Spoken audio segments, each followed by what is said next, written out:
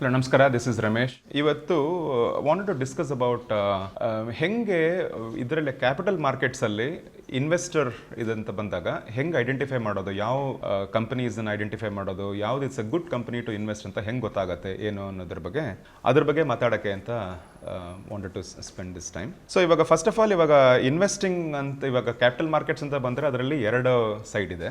ಒಂದು is the investing ಅಂತ ಹೇಳಿದ್ರೆ ಒಂದು, ಇನ್ನೊಂದು ಟ್ರೇಡಿಂಗ್ ಅಂತ. So the investors, they go by fundamentals and the trading is for the technical. So actually technical and trading ಅನ್ನು ಇನ್ನೊಂದು ದಿವಸ ಕವರ್ ಮಾಡೋಣ. ಇವತ್ತು ಆ್ಯಕ್ಚುಲಿ ಇನ್ವೆಸ್ಟರ್ಸ್ ಬಗ್ಗೆ ಮಾತಾಡೋಕ್ಕೆ I wanted to spend this time. ಈ ದಿನ.com ಪ್ರೀಮಿಯಂ ಲೇಖನಗಳನ್ನು ಪ್ರಕಟಿಸ್ತಾ ಇದೆ.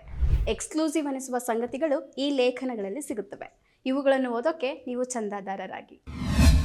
ಸೊ ನಿಂಗೆ ಇನ್ವೆಸ್ಟ್ಮೆಂಟ್ ಅಂತ ಬಂದಾಗ when we are talking about in general ಎಲ್ರಿಗೂ ಹೆಂಗೆ ಅಂತ ಹೇಳಿದ್ರೆ ಯಾವುದೇ ಇನ್ವೆಸ್ಟ್ಮೆಂಟ್ ಇರ್ಬೋದು. It can be real estate investment, it can be gold investment, it can be anything. So ನಿಂಗೆ ಎಲ್ಲದರಲ್ಲೂ ಇನ್ವೆಸ್ಟ್ಮೆಂಟ್ ಮಾಡಿದಾಗ ರಿಟರ್ನ್ ಆನ್ ಇನ್ವೆಸ್ಟ್ಮೆಂಟ್ ಚೆನ್ನಾಗಿದೆಯಾ, ಹೌ ಡು ಯು ಐಡೆಂಟಿಫೈ ಯಾವುದು ಒಳ್ಳೆ ಸೈಟ್ ಎಲ್ಲಿ ತೊಗೋಬೇಕು, ಯಾವುದು ರಿಯಲ್ ಎಸ್ಟೇಟ್ ಎಲ್ಲಿ ಇದು ತೊಗೊಳ್ಳೋದು, ಹೆಂಗೆ ಇದು ತೊಗೊಂಡ್ರೆ ರಿಟರ್ನ್ ಇನ್ವೆಸ್ಟ್ಮೆಂಟ್ ಚೆನ್ನಾಗಿರತ್ತಾ ಅನ್ನೋದು everybody is this thing. So capital markets ಬಂದಾಗಲೂ it is the same concept. So ಇದರಲ್ಲೂ ಕಂಪನೀಸ್ ಹೆಂಗೆ ಚೂಸ್ ಮಾಡೋದು, ಹೆಂಗೆ ಹೌ ಡು ಯು ಐಡೆಂಟಿಫೈ ಒಳ್ಳೆ ಕಂಪನೀಸ್ ಅಂದರೆ ಯಾವುದು, ಅದಕ್ಕೆ ಏನು ಅದರದ್ದು ಅದನ್ನು ಐಡೆಂಟಿಫೈ ಮಾಡೋದಕ್ಕೆ ಏನಾದರೂ ಫಂಡಮೆಂಟಲ್ಸ್ ಏನಾದರೂ ಇದಿದೆಯಾ, ಏನಾದರೂ ಪಾಯಿಂಟ್ಸ್ ಇದೆಯಾ ಅನ್ನೋದನ್ನು that is what actually I am going to talk today.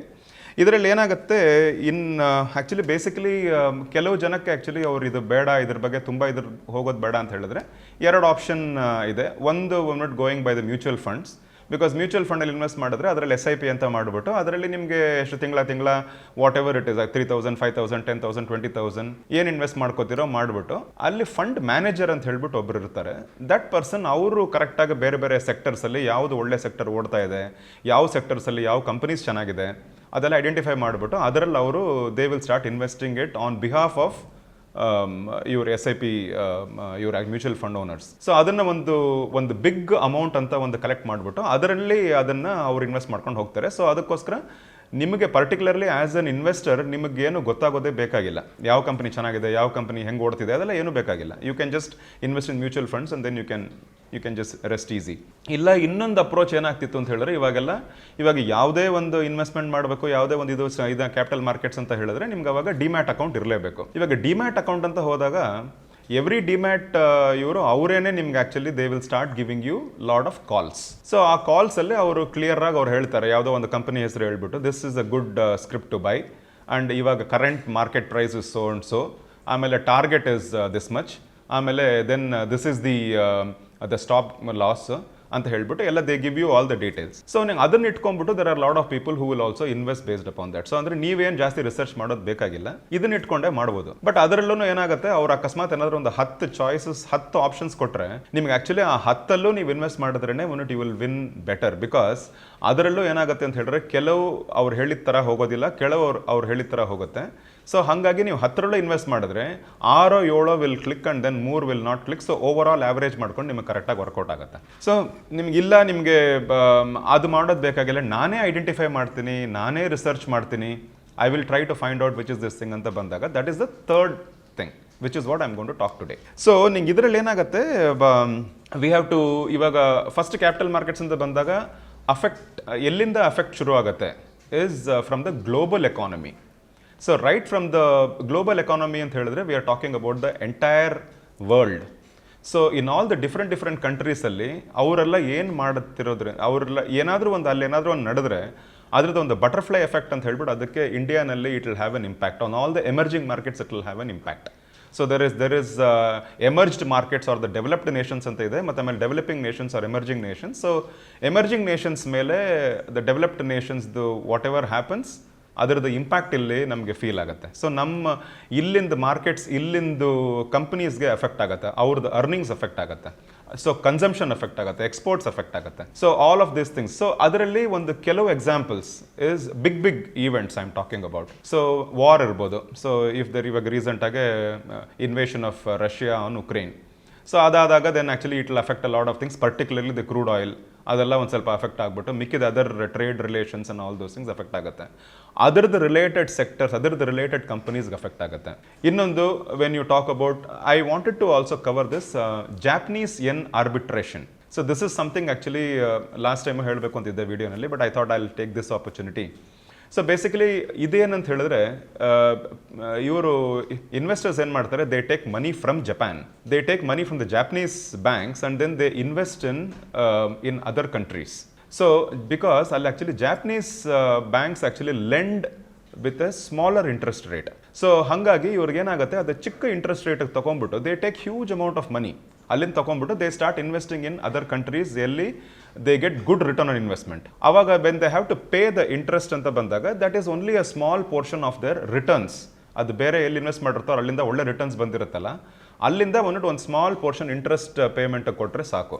ಈಗ ರೀಸೆಂಟಾಗಿ ಏನು ಮಾಡಿದ್ರು, the Japanese central bank they increase the interest rate by 0.5%. So that made A huge impact because ಅವರು ಇನ್ವೆಸ್ಟರ್ಸ್ ಆ್ಯಕ್ಚುಲಿ ಅವರು ಲೆಂಡಿಂಗ್ ಅವ್ರು actually ತೊಗೊಳ್ಳೋದು not a small amounts, ಅವರು ತುಂಬ ಅಮೌಂಟ್ ಬಿಗ್ ಅಮೌಂಟ್ ತೊಗೋತಾರೆ. ಸೊ ಅದನ್ನು ಬಿಗ್ ಅಮೌಂಟ್ ತೊಗೊಂಡ್ಬಿಟ್ಟು ಜಾಪನೀಸ್ ಏನಿಂದ ತೊಗೊಂಡು ಅದನ್ನು they will convert it into US dollars and then they will invest it into other countries, other emerging economies. So with that ಅದೇನಾಗುತ್ತೆ, when there is a huge amount of money involved ಅಂತ ಹೇಳಿದ್ರೆ, interest rate ಒಂದು 0.5% 0.5% increase ಆದ್ರೂ ಅದರದ್ದು ಪೇಮೆಂಟೇ ಒಂದು big amount ಬಂದ್ಬಿಡುತ್ತೆ. So ಮಧ್ಯದಲ್ಲಿ ಒಂದ್ಸಲ ಅದೇ ಥರ ಆಯಿತು, ಅವ್ರು ಅದು ಇನ್ಕ್ರೀಸ್ ಮಾಡಿದಾಗ ಎಷ್ಟೊಂದು ಜನ they had to sell a lot of shares and then ಅದರಿಂದ ಅದು ಇಂಟ್ರೆಸ್ಟ್ ಪೇಮೆಂಟ್ ಕಟ್ಟಬೇಕಾಗಿ ಬಂತು ಅವ್ರಿಗೆ. ಸೊ ಈ ಥರದ್ದು ಒಂದು ಏನಾದರೂ central banks and most importantly central banks of all the world. So it can be the central bank of Europe, central bank of France, central bank of okay ನಾ Europe ಅಂತ cover ಮಾಡಿಬಿಟ್ಟೆ, but it can be Germany, it can be France, it can be the other countries in Europe and central bank of America, the central bank of Russia, central bank of China, Japan. So ಅವರೆಲ್ಲರೂ ಅವ್ರದ್ದು interest rates, federal interest rates, ಅವ್ರು ಅದನ್ನು ಹೆಂಗೆ play ಮಾಡ್ತಾರೆ ಅನ್ನೋದ್ರ ಮೇಲೆ that will also have an impact on our particular sectors and particular industries of our capital markets. So these are all the different things. And of course ಅದಲ್ಲದೆ ಇದು ಬೇರೆ ಕಡೆ ಇವಾಗ actually the big election news that happens, ಇವಾಗ Trump ಬಂದಿರೋದು, ಅದನ್ನು it is going to become a very big impact on the Indian market. It is already becoming because at tariff rates and all those things I already spoke about in the last week. And ಇನ್ನೊಂದು ಒಂದು actually the dollar, international currency dollar also I will cover it in a separate video in the next in the coming days. ಈ ಥರದ್ದೆಲ್ಲ ಆದಾಗ ನಮಗೆ we will have an impact. And ಅದು global economy ಆಯಿತು. Then when you come in to India again, actually the elections in India, which party comes to power, ಅದೆಲ್ಲನೂ it will start having an impact on all the capital markets. ಇದರಲ್ಲಿ ಏನಂತ ಹೇಳಿದ್ರೆ, generally speaking the ಮಾರ್ಕೆಟ್ಸ್ಗೆ it doesn't really matter whether particular party ಯಾರು ಬರ್ತಾರೆ to govern ಅನ್ನೋದು ಬೇರೆ. Is there a consistency is there a continuation? So incumbent government ಯಾರು ಇರ್ತಾರೋ ಅವರೇ ಕಂಟಿನ್ಯೂ ಆದರೆ they feel that all the fiscal policies and economic policies and everything adella continue agutte. There will be a consistency, there will be a continuation and helbittu they feel little safer. Change enadru regime change adaga it will have an effect on the capital markets. So these are all the things what happens in which will have an effect on the capital markets. ಇವಾಗ ನಾವು particularly ಅದಕ್ಕೋಸ್ಕರನೇ ಏನಂತ ಹೇಳಿದ್ರೆ, first global economy ನೋಡಿಕೊಂಡು ಅದ್ರ ಕೆಳಗಡೆ ಬಂದ್ಬಿಟ್ಟು macro economy. So macro economies we are talking about India. And macro economy ಆದಮೇಲೆ ಅದರಿಂದ ಕೆಳಗಡೆ ಬಂದರೆ micro economy, which is actually we are talking about particular industries, particular sectors. So ಈಗ ಯಾವುದೇ ಕಂಟ್ರಿ ಇರ್ಬೋದು, okay will take India for example. So ಅಲ್ಲಿ ಬಂದ್ಬಿಟ್ಟು when there is budgeting exercise and ಇದೆಲ್ಲ ಗೌರ್ಮೆಂಟ್ ಫಿಸ್ಕಲ್ ಪಾಲಿಸೀಸ್ ಅಂತ ಏನು ಹೇಳ್ತೀವಿ, ಅದರದ್ದು fiscal policy and R B I ಇದು ಮಾನಿಟರಿ ಪಾಲಿಸಿ, ಇದು ಎರಡೂ ಸೇರಿ it will have an impact on certain sectors of the capital markets. ಯಾತಕ್ಕೆ ಅಂತ ಹೇಳಿದ್ರೆ, ಇವಾಗ ಎಲ್ಲ ಫಿಸ್ಕಲ್ ಪಾಲಿಸಿ ಅಂತ ಬಂದಾಗ government May actually focus on certain sectors, on certain industries. And ಕೆಲವು ಕಡೆ ಅಲೊಕೇಶನ್ ಜಾಸ್ತಿ ಇರುತ್ತೆ, ಕೆಲವು ಕಡೆ ಫೋಕಸ್ ಜಾಸ್ತಿ ಮಾಡಿ ಅದ್ರ ಮೇಲೆ ಏನಾದರೂ ಒಂದು they will create lot of stimulus on certain sectors. ಕೆಲವು ಸೆಕ್ಟರ್ಸ್ನ ಗ್ರೋ ಮಾಡೋದಕ್ಕೆ they will try to do lot of this thing. So ಹಾಗೆಲ್ಲ ಮಾಡಿ ದೇ ವಿಲ್ ಆ್ಯಕ್ಚುಲಿ ಹಾಗೆಲ್ಲ ಆದಾಗ the corresponding sectors, corresponding industries, companies within that ಅವೆಲ್ಲ ಚೆನ್ನಾಗಿ ಮಾಡೋಕ್ಕೆ ಶುರು ಆಗುತ್ತೆ. So initially what I am saying is the first and foremost filter and this thing is ಯಾವ sectors are doing well based upon the macroeconomic situation and microeconomic situation of the country ಅಂತ understand ಮಾಡ್ಕೊಂಡ್ಬಿಟ್ಟು there are different sectors. So for example, there is automobile sector, there is banking sector, there is IT sector, there is automobile sector, there is manufacturing sector, there is a cement sector, and there are so many things. So ಯಾವ sectors ಚೆನ್ನಾಗಿ ಮಾಡ್ತಿದೆ first ಅದನ್ನು identify ಮಾಡ್ಕೊಳ್ಳೋದು. ಅದನ್ನು ಮಾಡ್ಕೊಂಡ್ಮೇಲೆ then the next thing is that within those sectors ಯಾವ which companies are doing well. So ಆ ಕಂಪನೀಸಲ್ಲಿ I want to invest. So ಯಾವುದದು ಕಂಪನೀಸ್ ಅನ್ನೋದು ನೆಕ್ಸ್ಟ್ ಇಂಪಾರ್ಟೆಂಟ್ ಕ್ವೆಶ್ಚನ್. ಸೊ ಅದಕ್ಕೇ actually I am having about 10 kind of thumb rule things. One by one ನಾನು ಹೇಳ್ಕೊಂಡು ಹೋಗ್ತೀನಿ. And then actually I'll also explain about all these things. So the first one is actually market share. ಇವಾಗ market share ಅಂತ ಬಂದಾಗ it is basically there will be a lot of players in a market, in a particular sector, in a particular industry. ಬೇರೆ companies ಇರ್ತಾರೆ, ಅವರೆಲ್ಲ compete ಮಾಡ್ತಿರ್ತಾರೆ. ಅದರಲ್ಲಿ ಒಂದು ಕೆಲವು companies will be very very big. ಅವ್ರ market share will be about 20%, 30%, 50%, 60%. ಅವ್ರದ್ದು ಮೊನೋಪೊಲಿ ಇರ್ಬೋದು ಅಥವಾ ಆಲಿಗೋಪೊಲಿ ಇರ್ಬೋದು, ಇಬ್ಬರು ಮಾತ್ರ ಇರೋದು. ಆ್ಯಂಡ್ ಸೊ ಆ ಥರ ದೇರ್ ವಿಲ್ ಬಿ ಅವ್ರದ್ದು ಮಾರ್ಕೆಟ್ ಶೇರ್ ತುಂಬ ಅಂದರೆ ಅವ್ರದ್ದು customer base will be very very huge. So ಈ ಥರ ಡಿಫ್ರೆಂಟ್ ಒಳ್ಳೆ ಚೆನ್ನಾಗಿ ನಡೀತಿರೋ ಸೆಕ್ಟರ್ಸ್ನಲ್ಲಿ ಯಾವ companies are having a very big market share ಅನ್ನೋದು first point to identify. Second after that is the top line and bottom line. Because ultimately companies ಅಂತ ಹೇಳಿದಾಗ financially they have to be doing well. Financially they have to do well, top line, bottom line, that is the revenues and the profit. So ಈ revenues and profit also quarter on quarter, year on year ಕನ್ಸಿಸ್ಟೆಂಟಾಗಿ they have to be doing well. So it should not happen that one year it will go up, 1 year it will come down, 1 year it will go up. It should not be that way. It should be a consistent, nice looking, upward going graph. So ಆ ಥರ ಇರೋ companies are very good. ಇದರಲ್ಲಿ ಒಂದು specific point I want to also tell is that certain times what happens is ಯಾವುದೋ ಒಂದು company ಇರುತ್ತೆ that will be having about 50% market share in a certain sector. But ಅದರದ್ದು revenues will not be as big as the market share. ಯಾತಕ್ಕೆ ಅಂತ ಹೇಳಿದ್ರೆ the reason is that many times the company actually ಹೇಳ್ತಾರೆ ನಮಗೆ first I will acquire the customers, later on I will start looking at the numbers, revenues. So first ನನಗೆ customers ಬೇಕು ಅಂತ ಹೇಳ್ಬಿಟ್ಟು they will. So the recent example was Reliance Jio. Initially ಎಲ್ಲ free ಇತ್ತು, ಅದಾದಮೇಲೆ then they started charging.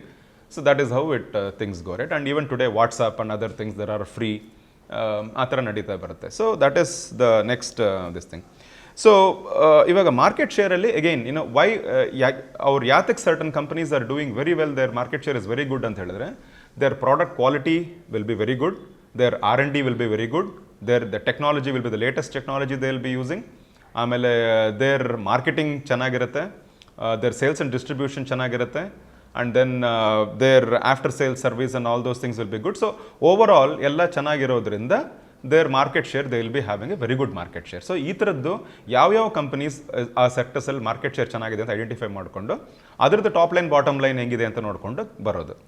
ಮೂರನೇದು ಏನಂತ ಹೇಳಿದ್ರೆ ಫಂಡಿಂಗ್.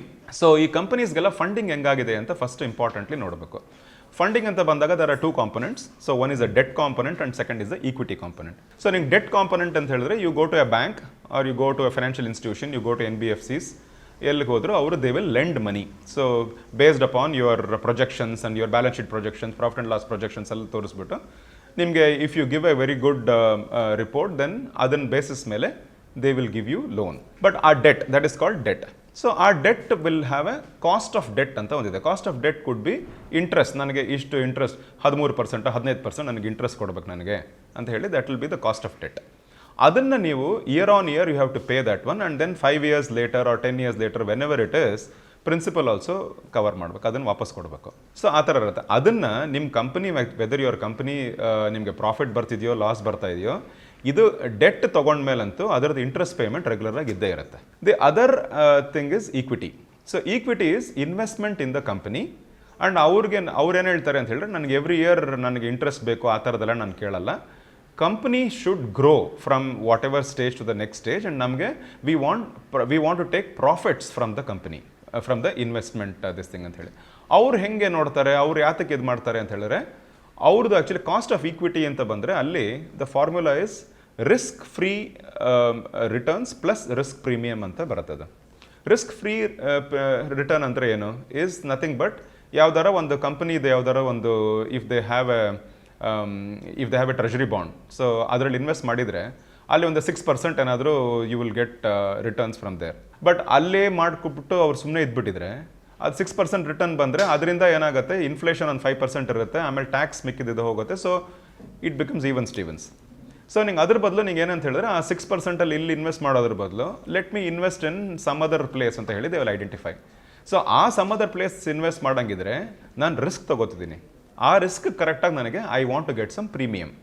ಸೊ ಅದಕ್ಕೋಸ್ಕರನೇ risk premium will be somewhere about 8 to 10% on top of the risk free return. ಅಂದರೆ 6% risk free return plus about 8 to 10% ಎರಡೂ ಸೇರಿ ಸಮ್ವೇರ್ ಅಬೌಟ್ 14-15% ನನಗೆ ರಿಟರ್ನ್ಸ್ ಬರಬೇಕು over a period of 3 years ನಾನು ಎಕ್ಸಿಟ್ ಆಗಬೇಕಾರೆ ಅಂತ ಹೇಳಿ. That is how the equity ಇದಾಗುತ್ತೆ. ಸೊ ನಿಂಗೆ ಫಂಡಿಂಗ್ ಅಂತ ಬಂದಾಗ ಅವಾಗ ಏನು ಕಾಸ್ಟ್ ಆಫ್ ಕ್ಯಾಪಿಟಲ್ ಅಂತ ಬರುತ್ತೆ. Cost of capital is cost of debt plus cost of equity. So ನೀವು ಎರಡು ಆವ್ರೇಜ್ ತೊಗೊಂಡ್ರೆ ರಫ್ಲಿ ಅಬೌಟ್ 15-16% ಆರ್ ಸಮಥಿಂಗ್ ನಿಮಗೆ ಆನ್ ಎನ್ ಆವ್ರೇಜ್ ನಿಮಗೆ ಕಾಸ್ಟ್ ಆಫ್ ಕ್ಯಾಪಿಟಲ್ ಅಂತ ಬಂದು ನಿಂತ್ಕೊಳ್ಳುತ್ತೆ. So then after that we get into something called as the EPS and the price to earnings ratio.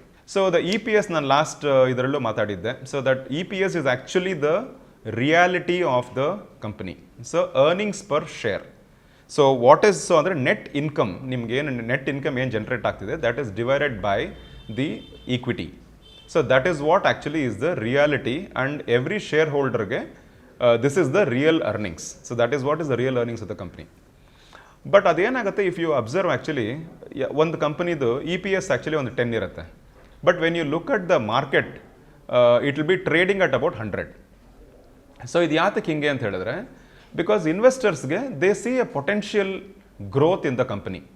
So ಅವ್ರಿಗೆ ಏನಂತ ಹೇಳಿದ್ರೆ ನೆಕ್ಸ್ಟ್ ಒಂದ್ಬಿಟ್ಟು ಇನ್ನೂ based upon the market share, based upon the kind of bleeding edge technology that they are using, and based upon no competition or based upon multiple other factors, ಇದು ಇನ್ನೂ increase ಆಗುತ್ತೆ, ಇನ್ನೂ ಮೇಲಕ್ಕೆ ಹೋಗುತ್ತೆ ಅನ್ನೋ ರೀಸನ್ಗೆ they will give a 10x returns ಕೊಡೋದಕ್ಕೂ ಅವರು ರೆಡಿ ಇರ್ತಾರೆ. ಸೊ ಇನ್ ರಿಯಾಲಿಟಿ 10 ರೂಪಾಯಿ ಇರೋ ಕಂಪನಿ ರಿಯಲಿ ಅದನ್ನು 100 rupees ಕೊಡೋದಕ್ಕೆ ಅವ್ರು ರೆಡಿ ಇರ್ತಾರೆ. ಆ 100 rupees that is actually called as the price to earnings ratio, that is the PE. So the 10x is what is called as the PE ಅಂತ ಬರುತ್ತೆ. So the EPS and PE ಇದರಲ್ಲಿ ನನಗೆ when you look at the EPS ಯಾವ companies ಮೇಲೆ again you have to choose ಅಂತ ಹೇಳಿದ್ರೆ, EPS negative ಇರೋ company or EPS very low ಇರೋ ಕಂಪನಿ ಚೂಸ್ ಮಾಡಬಾರ್ದು, because they are not doing well. So ಯಾವ ಕಂಪನೀಸ್ ಎಲ್ಲ ಇಟ್ ಇಸ್ ಡೂಯಿಂಗ್ ವೆಲ್ ಅದರದ್ದು EPS ಎಲ್ಲ ಚೆನ್ನಾಗಿರುತ್ತೆ. So the better the EPS the better the company to invest ಅನ್ನೋದು. At the same time PE also is very very important. ನೀವು ಯಾವುದೋ ಒಂದು company ಅಂತ ಚೂಸ್ ಮಾಡಿದಾಗ ಆ company will be in a particular sector, in a particular industry. So ಆ ಇಂಡಸ್ಟ್ರಿಗೆ ಆ ಸೆಕ್ಟರ್ಗೊಂದು PE ಇರುತ್ತೆ. ಈ company PE should be lesser than the industry PE and it should be within about 25, 30, 35x ಅಷ್ಟಕ್ಕೆ ಇರಬೇಕು. ತುಂಬ ಜಾಸ್ತಿ ಹೊಟ್ಟೋಗ್ಬಿಟ್ರೆ ಅಥವಾ ಇಂಡಸ್ಟ್ರಿ PE ಸೆಕ್ಟೋರಲ್ PEಗೂ ಕ್ರಾಸ್ ಮಾಡ್ಕೊಂಡು ಮೇಲೆ ಹೊಟ್ಟೋಗ್ಬಿಟ್ರೆ that we call it as the bubbling effect ಅಂತ ಹೇಳ್ತೀವಿ. So it is becoming a very big bubble. ಆ ಬಬಲ್ ಯಾವಾಗ ಬೇಕಾದ್ರೂ ಬರ್ಸ್ಟ್ ಆಗ್ಬೋದು. ಸೊ ಅದಕ್ಕೋಸ್ಕರ ಆ್ಯಕ್ಚುಲಿ ಅಲ್ಲೂ ಸ್ವಲ್ಪ ಕೇರ್ಫುಲ್ಲಾಗಿ ನೋಡಬೇಕು, ಯಾವುದೆಲ್ಲ EPS ಒಂದು ಸ್ವಲ್ಪ ಚೆನ್ನಾಗಿರೋ EPS ಕಂಪನೀಸಲ್ಲಿ ಇನ್ವೆಸ್ಟ್ ಮಾಡಬೇಕು, ಆ್ಯಂಡ್ PE ತುಂಬ ಹೆವಿ ಇಲ್ದಿರೋ PE ಕಂಪನೀಸಲ್ಲಿ ಇನ್ವೆಸ್ಟ್ ಮಾಡಬೇಕು. Then we come to the market cap. So market ಕ್ಯಾಪಲ್ಲಿ ಬೇಸಿಕಲಿ ಮಾರ್ಕೆಟ್ ಕ್ಯಾಪ್ ಅಂದರೆ ಏನು ಅಂತ ಹೇಳಿದ್ರೆ that is the market the market capitalisation. So that is the current market price, the share price in the market multiplied by the total outstanding shares. So ಅದನ್ನೇ market capitalisation ಅಂತ ಹೇಳ್ತಾರೆ. So ಈ market cap ಎಷ್ಟು ದೊಡ್ಡದು ಇರುತ್ತೋ ಅಷ್ಟು ದೊಡ್ಡದು ಆ ಕಂಪನಿ ಅಂತ ಇದು. So it is actually so ಯಾವುದು ದೊಡ್ಡ ಮಾರ್ಕೆಟ್ ಕ್ಯಾಪ್ ಇದ್ದರೆ it is a large cap company. So basically in NSEನಲ್ಲಿ ಒಂದು 500 ಕಂಪನೀಸ್ ಅಂತ ಹೇಳಿದ್ರೆ ದ ಟಾಪ್ 100 ಕಂಪನೀಸ್ ಅಸೆಂಡಿಂಗ್ ಆರ್ಡರಲ್ಲಿ ನೀವು ಅದು ಮಾರ್ಕೆಟ್ ಕ್ಯಾಪ್ ಹಾಕೊಂಡ್ಬಂದರೆ ಟಾಪ್ 100 ಕಂಪನೀಸ್ನ ಲಾರ್ಜ್ ಕ್ಯಾಪ್ ಅಂತ ಹೇಳ್ತಾರೆ. ಆ್ಯಂಡ್ ದೆನ್ 101 ಇನ್ ದ 250 ತನಕ the next 150 companies are called as the mid cap. And then after that it is called as the small cap. So typically ಒಳ್ಳೆ ಇದು ಅಂದರೆ market cap ಚೆನ್ನಾಗಿತ್ತು ಅಂತ ಹೇಳಿದ್ರೆ then those are all big companies. So ಅದೆಲ್ಲ ಚೆನ್ನಾಗಿದೆ, ಅದರಲ್ಲಿ invest ಮಾಡ್ಬೋದು ಅನ್ನೋದು ಇದು. ಓಕೆ, ನಾವು ಒನ್ ಮೋರ್ ಥಿಂಗ್ ಇದನ್ನು ಹೇಳ್ಬೇಕಾರೆ I also want to mention is that I am talking about investing in big companies. Okay, so not small, because actually ಯಾವುದು ಸ್ಟಾರ್ಟಪ್ಸ್ ಅದೆಲ್ಲ ಬಂದಾಗ ಅದರದ್ದೆಲ್ಲ EPS ಏನು ಇರೋದೇ ಇಲ್ಲ. ಸೊ ಅದರದ್ದು PE ಎಲ್ಲ ಏನು ಇರೋದೇ ಇಲ್ಲ, ಅದೆಲ್ಲ ನೆಗೆಟಿವಲ್ಲಿ ಬರುತ್ತೆ. ಸೊ ನಿಂಗೆ ಅದಕ್ಕೋಸ್ಕರ whatever I am talking about over here, these are all good companies and big companies is what I am talking about as an investment destination. ಅದಾದಮೇಲೆ then the next is actually we have to look at 2 other components called as ROE and ROCE. ROE ಅಂತ ಹೇಳಿದ್ರೆ that is a return on equity. So the return on equity ಅಂತ ಹೇಳಿದ್ರೆ ನಿಮಗೆ ಆ ಕಂಪನಿದು profit after tax. So the profit after tax is income minus expenditure minus interest payments minus depreciation minus taxes ಎಲ್ಲ ಆದಮೇಲೆ whatever ಏನು ಕೈ ಉಳಿಯುತ್ತೋ that is called as PAT, that's called as a profit after tax. So the profit after tax divided by the equity component ಅಂದರೆ shares, total number of shares. So ಅದನ್ನು ನೋಡಿದ್ರೆ that is what actually shareholders ಎಲ್ಲ ಅದನ್ನೇ ನೋಡ್ತಾರೆ. Every ಕಂಪ್ನಿದು ROE ಎಷ್ಟಿದೆ ಅಂತ ನೋಡ್ತಾರೆ. So if the ROE is good, so ROE ಒಳ್ಳೆ ನಂಬರ್ ತೋರಿಸುತ್ತೆ ಅಂತ ಹೇಳಿದ್ರೆ ಅವಾಗ the company is doing well. Okay, that is one of the shareholder this thing. ಇನ್ನೊಂದು actually when we look at including debt ನೋಡಬೇಕು ಅಂತ ಹೇಳಿದ್ರೆ as a whole the entire business ಹೆಂಗೆ ನಡೀತಿದೆ ಅಂತ ನೋಡಬೇಕು ಅಂತ ಹೇಳಿದ್ರೆ then you have to look at ROCE, that is the return on capital employed. So capital employed ಅಂತ ಹೇಳಿದ್ರೆ apart from equity debt is also a capital which has been employed. So ನಿಂಗೆ ಅದಕ್ಕೋಸ್ಕರ ಅವಾಗ ಏನಂತ ಹೇಳಿದ್ರೆ you have to look at income divided by debt plus equity. So ROCE again ಅದು ಚೆನ್ನಾಗಿತ್ತು ಅಂತ ಹೇಳಿದ್ರೆ again I am not talking about ಇದನ್ನು ನೋಡ್ಬೇಕಾದ್ರೆ quarter on quarter, year on year, the last 5 years. Always we have to look at it that way. So it has to be consistently improving. Consistently improving your companies are the good companies to invest. Then we have to look at something called debt equity ratio anta ಒಂದು ಇದೆ. So the debt equity ratio is as I said, capital employed will be debt and equity. So debt divided by equity adu it should be lesser than 1.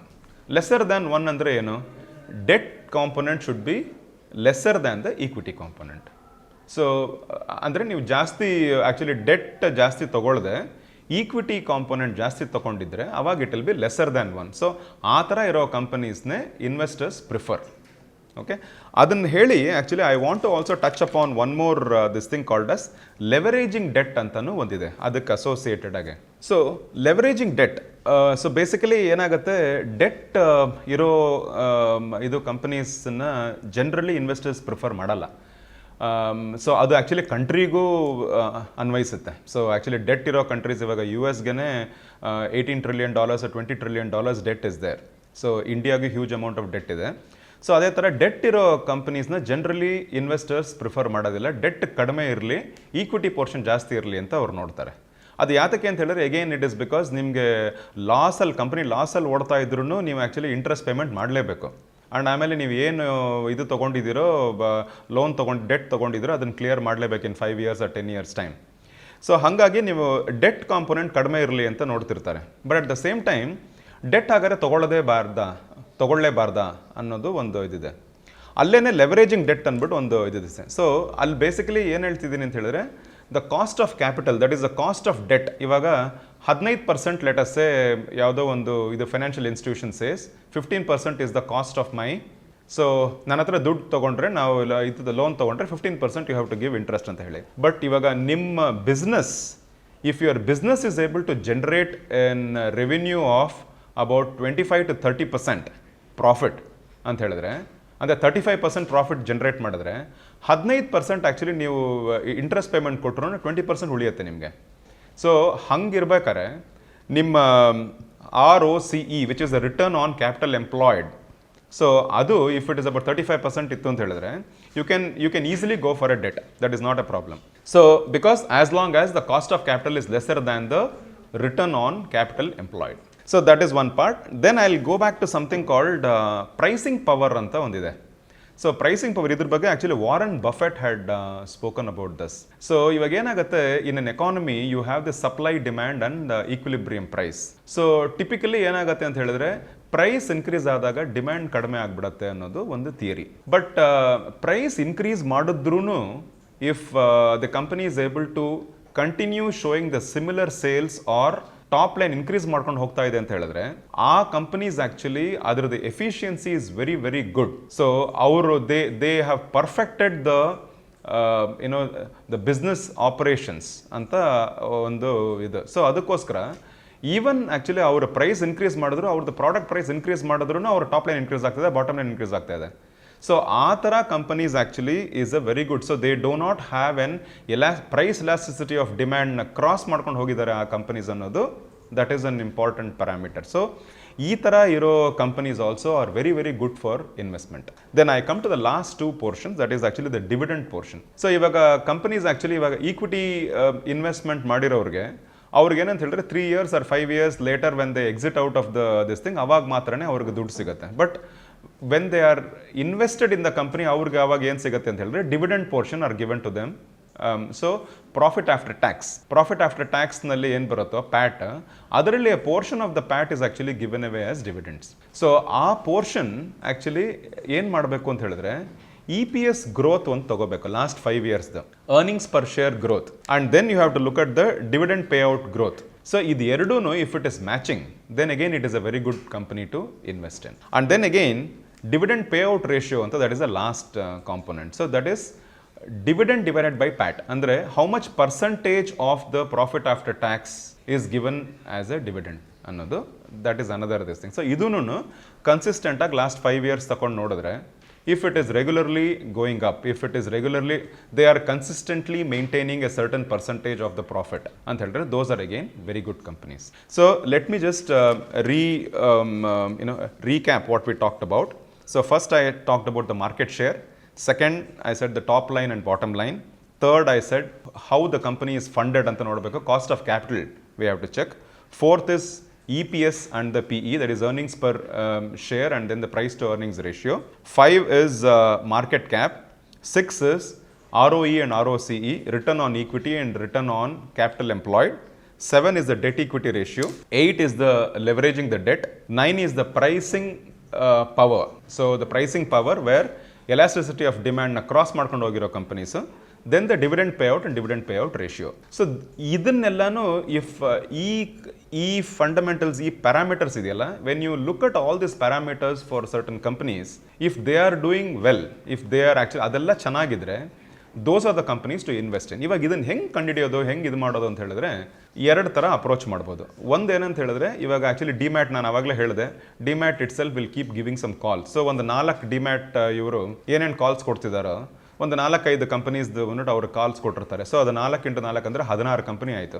ಹಂಗೂ ತೊಗೋಬೋದು. ಹಂಗೆ ತೊಗೊಂಡು ಒಂದು list ಬರ್ಕೊಂಡು ಅವ್ರೇನು ಹೇಳಿದ್ದಾರೆ ಅಂತ ನೋಡಿಕೊಂಡು ಆ ಕಂಪನೀಸ್ನ ಇಫ್ ಯು ಗೋ ಟು, ನಾನು ಹೇಳಿರೋ ಎಲ್ಲ information it is available because these are all publicly traded companies, these are all public limited companies. So ಅವ್ರದ್ದು ಎಲ್ಲ information it is available in the public domain. And NSE ವೆಬ್ಸೈಟ್ಗೆ ಹೋದ್ರೂ ಎಲ್ಲ ಸಿಗುತ್ತೆ, ಮನಿ ಕಂಟ್ರೋಲ್ಗೆ ಹೋದರೆ ಎಲ್ಲ ಸಿಗುತ್ತೆ ನಿಮಗೆ. ಸೊ ಅದಕ್ಕೋಸ್ಕರ ನಿಮ್ಗೆ ಇಲ್ಲಿ ಹೋದರೆ ನಿಮಗೆ all this information that I am talking about, ಇದೆಲ್ಲ ನಾನು ಹೆಂಗೆ ಕಂಡುಹಿಡಿಯೋದು, ಹೆಂಗೆ ನೋಡೋದು ಅಂತ ಏನಿಲ್ವೇ ಇಲ್ಲ. You will get all this things.